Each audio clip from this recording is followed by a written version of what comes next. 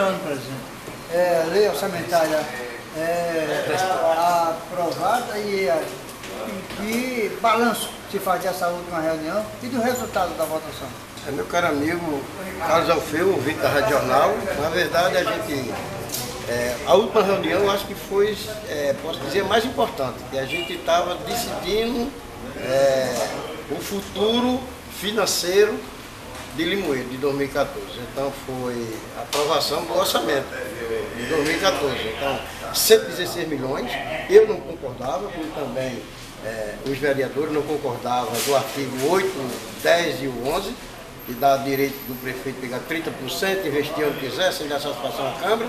Não concordava e votei contra. Votei contra. Talvez se essas emendas tivessem tirado esses 3 artigos, eu estasse favorável, porque é muito bom o prefeito trabalhar com o orçamento do ano em curso.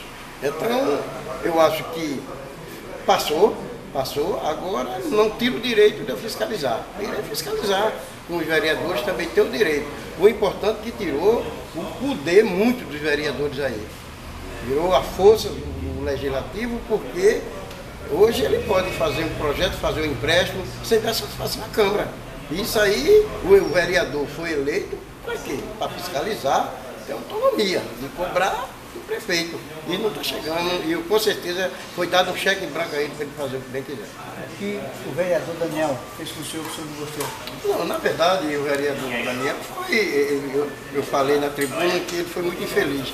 A forma dele se expressar que eu não estava preparado para votar. E eu venho preparado, desde quando chegou, eu fui o primeiro vereador que pedia cópia aqui, falei com o presidente para entregar cópia a cada vereador, para nenhum vereador ser surpreendido no meio da rua, perguntar quanto é que o orçamento de 2016, eu pedi o presidente, então eu venho olhando há muito tempo, eu procurei advogado para me orientar, para a gente debater, para a gente conversar com outros vereadores. Então foi isso, teve esse mau entendimento da parte de Daniel comigo, mas eu tenho um coração massa, eu tenho certeza que ele falou aquilo da boca para fora, a emoção cresceu demais perto dele, a gente viu na forma que eu estava defendendo, porque deveríamos votar contra o orçamento, e ele defendia que votasse favorável. E isso, eu acho que subiu a emoção e ele me tratou desse jeito, mas com certeza eu acho que